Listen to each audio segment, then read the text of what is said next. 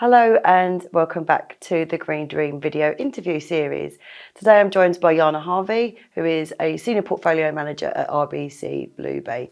Thanks for coming in. Can you briefly tell us a bit about what you do? What are you focused on? Thank you for having me.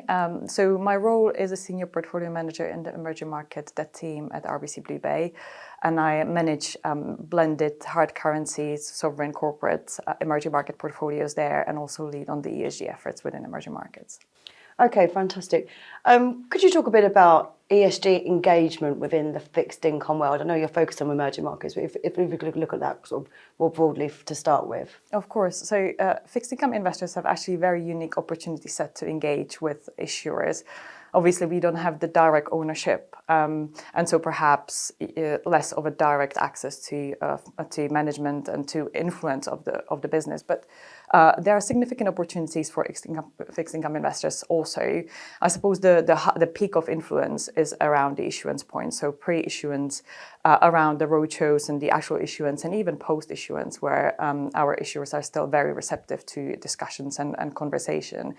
But also during refinancing points and even restructurings, we can also make quite significant impact through engaging around ESG labeled bonds, which is a very unique set of instruments only accessible for fixed income investors, which effectively can help us be a little bit more direct in where we channel our funds and also be more specific in questions that we ask. But also, I guess, in contrast with equity world, we invest in a much broader set of issuers. So it's not just corporates, but also sovereign entities, and also sovereign-owned entities which don't have any equities outstanding. And that gives us a much broader set of opportunities to engage on sort of systemic topics and increases the impact. Okay, fantastic. And could you talk a bit more about the emerging market side of things? What are the latest trends in ESG fixed income within emerging markets? On the engagement side, emerging markets face their own unique set of challenges. It's in particular lack of information, perhaps slightly less of an access as well. And so for us, we always, or most of the time, we start with engagement for information. That then establishes relationship with the issuer and helps us further on in the engagement campaigns, tackle some of the more complex issues. But emerging markets have been sort of trying to ramp up, one, the disclosure, but also the issuance within ESG labeled bond market. It is still a smaller share, but you would expect that given the outstanding bond issuance, but it grows and it has been growing steadily. I suppose in the last year, similarly to the broader themes, we have seen a bit of a dip in issuance. So the peak in issuance of green, social and sustainable bonds still happened in 2021. We're seeing this year a slight pickup again, but it's probably not going to match the pace that we have seen in 2021. Green issuance still remains the dominant, still the most interesting and most frequent that usually first-time issuers come to the market with.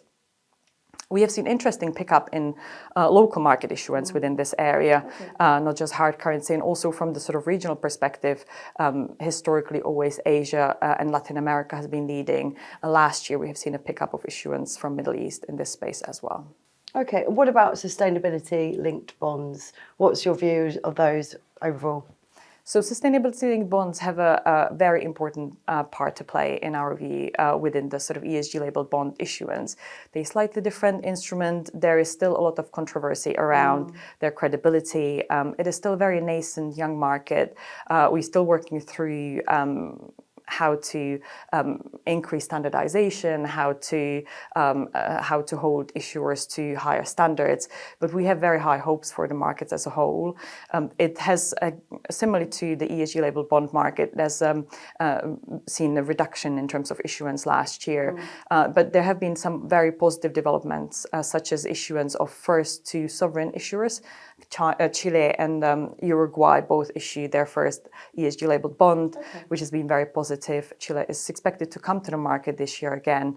And we think that this framework, once it's worked through, once the market agrees on particular standardized ways to price these instruments has huge potential in terms of holding insurers accountable to their environmental commitments, for example. Thank you very much for that. It was really interesting. We always end the Green Dream with this question. What's your favourite sustainable drink or snack? I would say it's probably strawberries from my garden. I started to do some gardening to reduce the carbon footprint of the food that we consume, so I would choose that. You'll have to share your secrets because I'm not having much success with my strawberries. But thank you very much for coming in. Great to chat with you. Thank you for having me.